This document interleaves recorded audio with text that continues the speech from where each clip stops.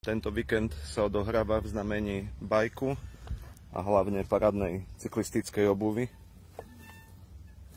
No a chystám sa dať tieto kopce pekne. Tam pôjdeme hore do Lopušnej doliny a chcel by som spraviť jednu jazdu, zaznamenať na tento telefon. No uvidíme, snaď vyjde počasie a všetko. Takto sa mi to páči. 40 na tachometri a fajné vyfúkané vajca. Pozri na tie Tatry, krásne. Nádhera.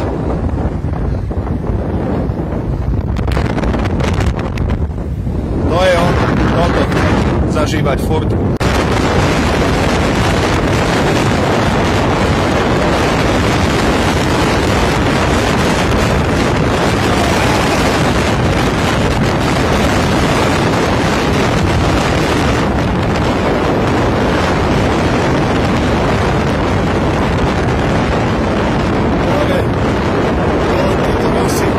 Pozri tu, akú tabuľku tu majú, peknú vitrinku teda.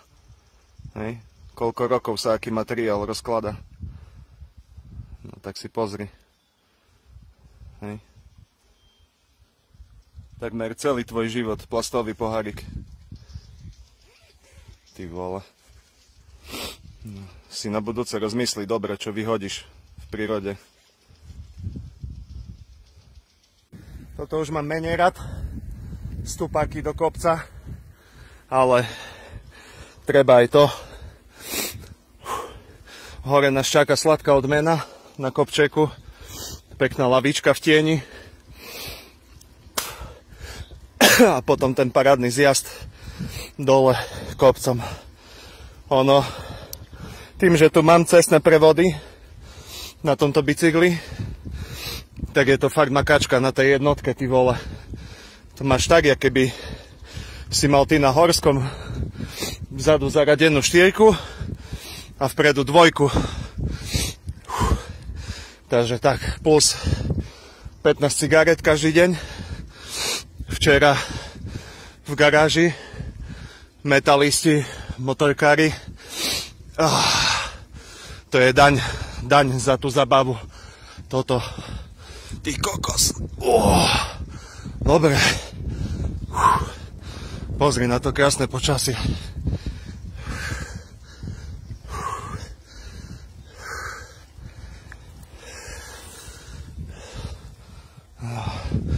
Tak už chcem ísť aj ja.